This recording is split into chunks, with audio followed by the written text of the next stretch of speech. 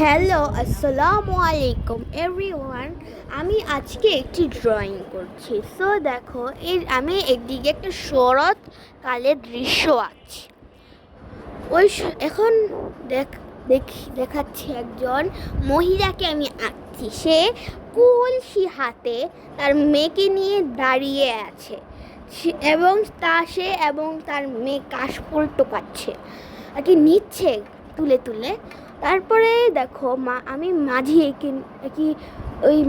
এঁকে ওই পারের দৃশ্যগুলো এঁকে নিব। এখন মাঝিটা এঁকে নিই। সো মাঝিটা আরেকটু হয়ে গেছে। এখন আমি ওই পারের দৃশ্যগুলো আঁকা শুরু করে দিয়েছি। ক্যামেরা শর্ট হওয়া এটা দেখানো যাচ্ছে না। তো দেখো, আবার ক্যামেরাটা এই সাইডে আনছি তোমাদের দেখাতে। তারপরে গরুটা এঁকেছি। সো গরুটা আঁকার পর আমি এইদিকে একটা নৌকা দিয়েছি পালতোলা। এটা অন্য কিছু মনে করিও না, এটা পালতোলা। তারপরে পাল দিলাম, তারপরে একটা মাঝি দিলাম। মাঝি দেওয়ার পরে আমি আকাশের রং দেওয়া শুরু করেছি। আমি তোমাদের যতগুলো টিপস বলেছি, টিপসগুলো যাতে কেউ জানতে না পারে। এখন দেখো, আমি এদিকে রং করে নিয়েছি। এখন দেখো, আমি যে পানিতে ওয়েট করে পুরোটা পেজ ভিজিয়ে নিয়েছি। এটাও কিন্তু একটা সিক্রেট টিপস যেটা তোমাদের সাথে শেয়ার করছি। তারপরে দেখো, আমি এদিকে মেঘটা এখন করব। অ্যান্ড মেঘটা প্রায় শেষ হয়ে যাবে একটু পরেই। মেঘটা শেষ হয়ে যাচ্ছে। এখন মেঘের অর্ধেক কাজ শেষ।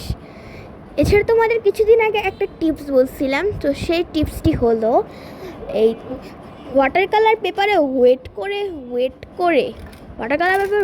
করতে হয়। দ্বিতীয়ত ওয়েটের ওপর ওয়েট পেপারের ওপর থিক কালার ব্যবহার করতে হয়।